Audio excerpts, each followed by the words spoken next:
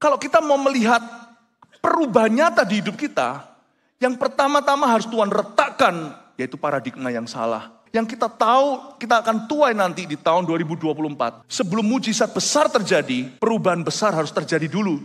In me, di dalam diri kita sendiri. Tahun depan bangun kerohanian.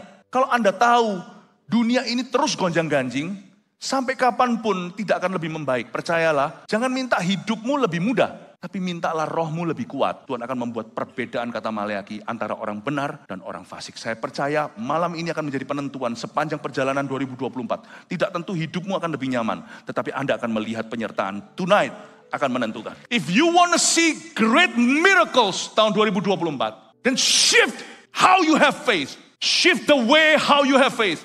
Mari kita geser cara lama kita untuk beriman. Iman kita dulu itu lebih cenderung karena melihat. Kulihat maka aku percaya, ku tidak lihat maka aku tidak percaya. Tidak bisa.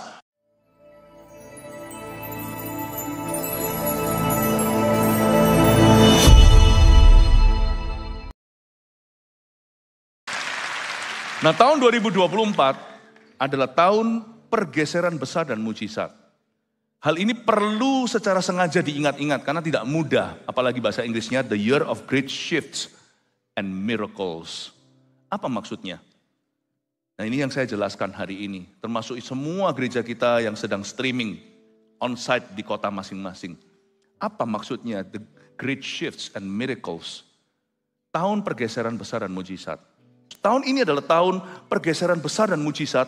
The year of great shifts and miracles. Saya buka 3 ayat yang berbeda dulu. Mulai dengan Mazmur 60 ayat 4. Engkau telah menggoncangkan bumi dan membelahnya. Tuhan tentunya ya. Gak ada manusia bisa goncang bumi dan membelahnya itu kalau bukan yang maha kuasa. Perbaikilah retak-retaknya. Sebab bumi telah goyang. Tahan di sini sebentar saja. Ini yang disebut earth shifted. Allah itu menggeser bumi. Kata menggoncangkan bumi di situ artinya shifting the earth atau menggeser dunia. Allah lah yang menggoncangkan bumi atau menggeser bumi dan membelahnya. Perbaikilah retaknya sebab bumi telah goyang.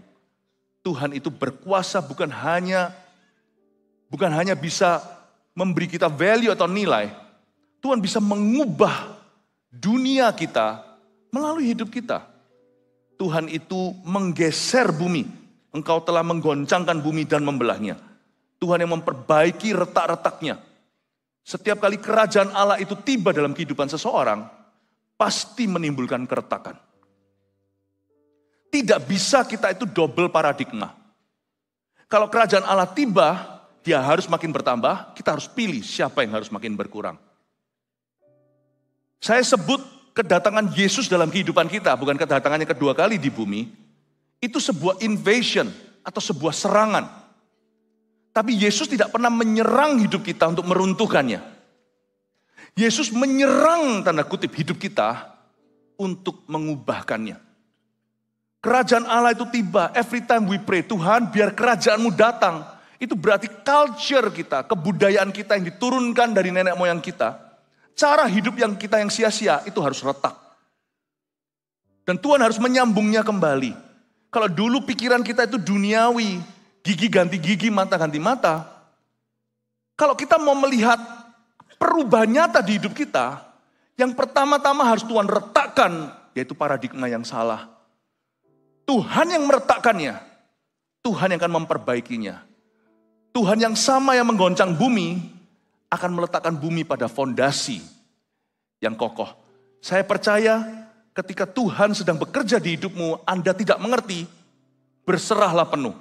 Sebab Allah tidak pernah menggoncangmu untuk meruntuhkanmu. Berapa orang di antara kita mengalami problema besar tahun ini. Tapi kalau kita bisa mengerti maksud Allah, Allah sedang menggeser sesuatu di dalam alam roh. Yang kita tahu kita akan tuai nanti di tahun 2024. Sebelum mujizat besar terjadi, perubahan besar harus terjadi dulu. In me, di dalam diri kita sendiri. Coba lihat apalagi yang Tuhan geser di ayat-ayat berikutnya, Keluaran 10 ayat 19. Bunyinya begini, maka Tuhan membuat angin bertiup dari jurusan sebaliknya. Yakni angin barat yang sangat kencang. yang membawa belalang itu dan melemparkannya ke dalam laut Teberau. Tak ada satu belalang pun yang tinggal di seluruh daerah Mesir. Kita semua tahu cerita tentang Tulah ketika Musa berdoa. Lalu ada satu lagi yang Tuhan geser, kata kalimat ini, maka Tuhan membuat angin bertiup dari jurusan sebaliknya. Dalam bahasa Inggrisnya, and God shifted the direction of the wind. Luar biasa ya. Untuk Tuhan betul-betul menolong kita, itu semudah membalikkan telapak tangan. Tapi jangan marah, kok Tuhan belum tolong aku loh. Kalau semudah itu kenapa Tuhan belum memberikan mujizat? Kalau Tuhan belum melakukan sesuatu, pasti Tuhan itu melihat ada sebuah agenda lain yang harus dipenuhi. Tuhan itu selalu punya maksud mulia, bukan untuk mencelakakan kita.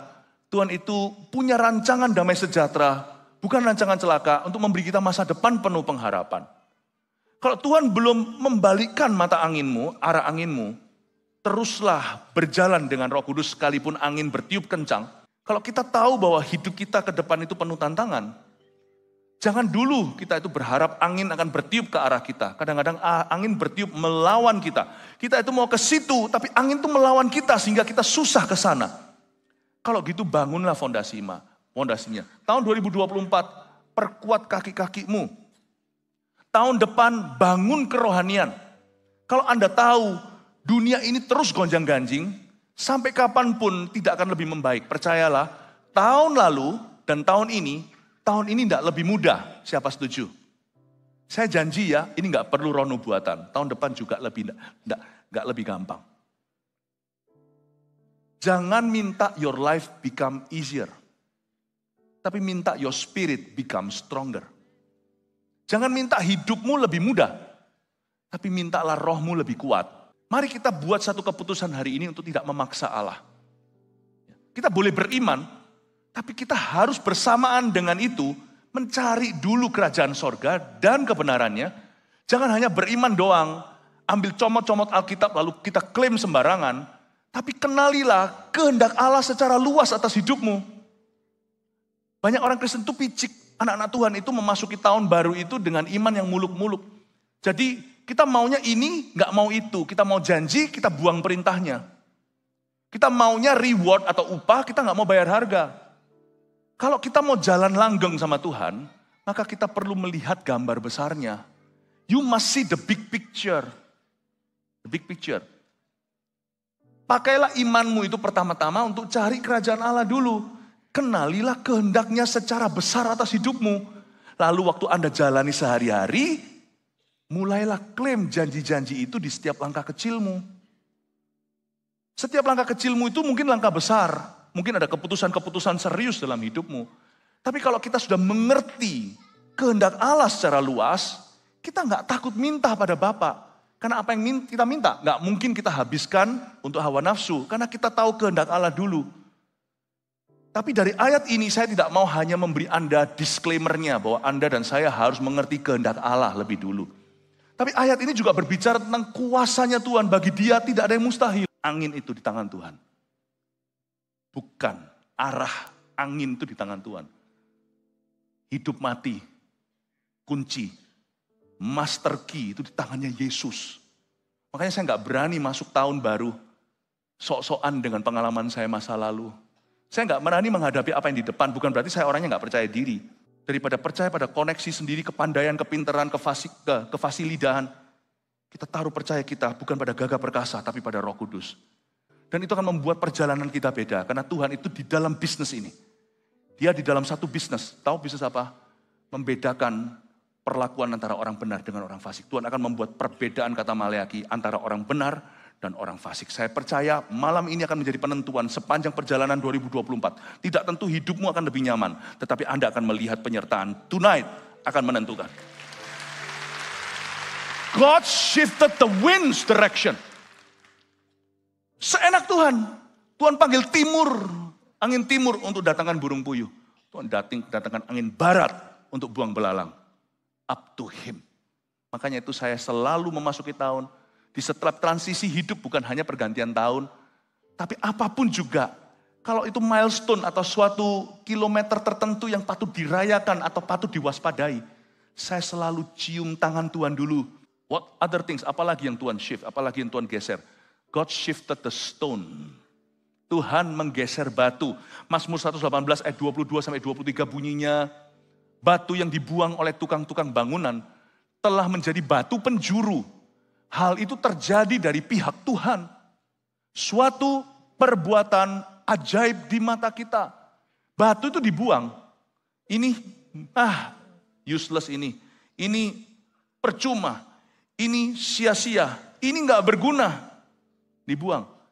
Dianggap sebagai batu beban. Tapi Tuhan pilih batu itu dan menjadikannya batu penjuru. Batu penjuru itu batu fondasi, di atas itu bangunan tinggi. Batu yang gak ada harga nilainya, seperti hidup kita di masa lalu, Tuhan pilih menjadi sesuatu. Anda akan terkejut ya, orang yang menyombongkan diri direndahkan Tuhan, jadi tidak berguna. Tapi orang yang diremehkan, lakon menang belakang. Karena itu kita sebagai orang itu harus mawas diri. Oh, he still shifted the stone. Stone di sini batu tidak bicara tentang batu sungguhan, karena buang batu itu gampang. Stone di sini adalah lambang kehidupan. If he can shift the stone and turn a useless stone into something great. Kalau dia bisa menggeser batu yang tidak bernilai, bukan safir, bukan batu berlian, Tuhan bisa menjadikan batu penjuru untuk mencakar langit berikutnya. Dan Tuhan bisa melakukan yang sama dengan hidupmu. Jangan kaget di tahun 2024 akan banyak Saulus menjadi Paulus. Anda akan terkejut nanti.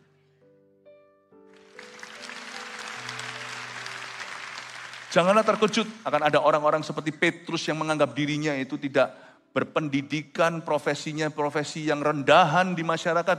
Apa itu? Kan bukan ningrat. Dia nelayan biasa. Tapi dia menjadi rasul besar. Tapi juga berhati-hatilah. Kalau dia bisa membuat batu yang dibuang oleh tukang bangunan menjadi batu penjuru. Dia juga bisa membuat batu penjuru yang menyombongkan diri menjadi batu sandungan. Jangan heran. Orang-orang yang memegahkan diri, yang terdahulu bisa menjadi terkemudian. Kalau akan ada Petrus-Petrus yang diubahkan menjadi rasul besar, akan ada Yudas-Yudas yang gugur pula. Tuhan itu bisa merendahkan yang meninggikan diri, Tuhan bisa meninggikan mereka yang merendahkan hati. Mazmur 118 mengingatkan pada kita, jadilah batu kehidupan untuk membangun rumah Tuhan. Stone is shifted. God can change life. Tuhan bisa mengubah hidup secara dramatis. Karena itu saya beri definisi.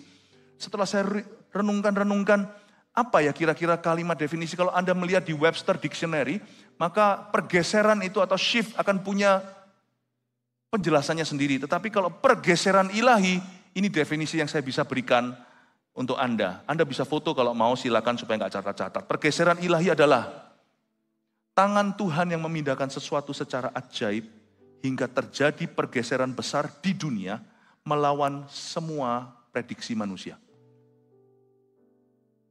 Mujizat di alam nyata selalu dimulai dari pergeseran di alam roh lebih dulu. Itu artinya divine shifts. Pergeseran ilahi adalah tangan Tuhan. Kalau pergeseran biasa gampang, geser dong kursinya. Itu kita tinggal berdiri duduk di sebelahnya. Tapi kalau pergeseran ilahi, only God could do that. Hanya Allah yang bisa melakukan itu. Pergeseran ilahi adalah tangan Tuhan yang memindahkan sesuatu secara ajaib. Saya tidak berkata penyakit itu dari Tuhan, kita melalui sebuah pandemi. Tetapi pandemi itu pun, di saat pandemi, di saat gelap di dunia pun, Tuhan bisa memindahkan sesuatu pada waktu itu. Allah shifting something. Tuhan bisa memakai hari burukmu untuk memberkatimu. Atau lebih tepatnya bukan hari burukmu lah. Sebenarnya gak ada hari buruk bagi anak Tuhan. Sebab Tuhan bekerja sama mendatangkan kebaikan. Segala perkara loh, yang baik maupun buruk. Hari buruk di dunia bisa dipakai Tuhan untuk memindahkan sesuatu untuk anak-anak Tuhan. Sadarkah Anda? Berapa banyak di antara kita selama pandemi kita mengalami kebangunan rohani? Berapa banyak di antara kita di hari-hari keapesan dunia, di hari-hari bencana, Tuhan justru membangkitkan orang-orang tertentu. Sadari Anda, sadarilah bahwa di dalam Kristus, asal kita itu bangun tidur bukan di sisi menentang Tuhan. Bangun tidur kita selalu di sisinya Tuhan. Apapun yang terjadi di dunia, Allah akan pakai itu untuk memindahkan sesuatu yang ajaib untuk hidupmu. Selalu pastikan Anda setiap hari berada di sisi perkenanan Allah. Selalu jatuh di sisi perkenanan Allah. Karena kalau Allah di pihakmu, siapa lawanmu? Bumi langit bisa berlalu, gunung bisa beranjak, tetapi kasih setianya tidak akan beranjak daripadamu. Kalau Anda berada di sisi perkenanan Allah, no weapons formed against you can succeed. Tidak ada senjata yang ditempa melawanmu bisa berhasil. Malah setiap senjata yang ditempa melawanmu jadi peluru keberhasilanmu berikutnya. Jadi sabar-sabar, kalau kita masuk dalam sebuah masalah, masuk dalam sebuah pertentangan, pertikaian, asal kita berada di sisi hati kita kudus di hadapan Tuhan, dan kita mau dengar-dengaran, don't worry. Tuhan sedang sediakan pelurumu berikutnya di 2024 untuk Anda jauh lebih berhasil dari hari ini. Berikan tepuk tangan untuk Tuhan Yesus. Selalu jatuh di sisi perkenanan Allah. Karena pergeseran ilahi adalah tangan Tuhan yang memindahkan sesuatu secara ajaib. Hingga terjadi pergeseran besar di dunia melawan semua prediksi manusia. Mujizat di alam nyata selalu dimulai dari pergeseran di alam roh lebih dulu. Tahun 2024 di setiap sektor masyarakat akan ada pemain-pemain baru. Akan ada strategi baru, akan ada hikmat-hikmat baru. Jangan kaget ya. Kalau dalam bisnis ya. Di dalam bisnis, di marketplace tahun depan akan banyak OKB dan OMB. Apa OKB? Akan banyak orang kaya baru dan akan banyak orang miskin baru. Keluarga yang kaya raya yang berkata 7 generasi aku makan pun tidak habis, Anda akan terkejut nanti.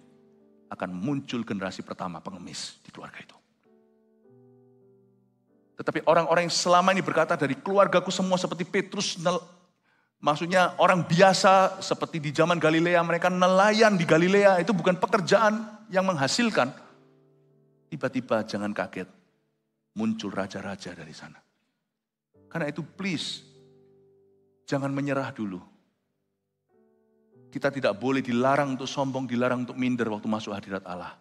Kita disuruh datang apa adanya dan membuka hati ini untuk Allah kerjakan sesuatu yang lebih. Saya berdoa di dalam nama Yesus. Di tahun 2024 ini, Tuhan akan memberimu new wisdom out of old revelation. Pewahyuanmu tidak perlu baru. Tidak ada yang baru di bawah kolong matahari. Semua di Alkitab ini kejadian sampai wahyu saya tidak perlu tambahkan. Alkitab ini saya baca-baca ulang, selalu saya belajar sesuatu. Pewahyuan yang kita miliki di tangan kita ini tua, namun tidak pernah kuno. Tetapi mintalah hikmat baru. Aku tahu Tuhan, aku harus rajin bekerja. Bukankah Alkitab mengatakan di kitab Amsal? Kitab Amsal berkata begini, tangan yang rajin membuat kaya, tapi tangan yang malas melipat tangan sebentar lagi tertidur lagi, sebentar lagi kemiskinan akan menyerbumu seperti tentara mengepung kota. Aku tahu, tapi ajari aku karena dunia punya filosofinya sendiri. Filosofi filsafat dunia itu paradigmanya begini, work smart, not work hard. Tapi di sini ayat berkata you must work hard too. Tapi punya prioritas, cari dulu kerajaan Allah supaya nggak ngawur carinya. Tuhan ajari aku nggak mau dengarkan filsafat dunia. Dunia itu kelihatannya bagus. Believe in yourself. Percaya diri sendiri. Alkitab nggak pernah suruh kita percaya diri sendiri, nggak pernah.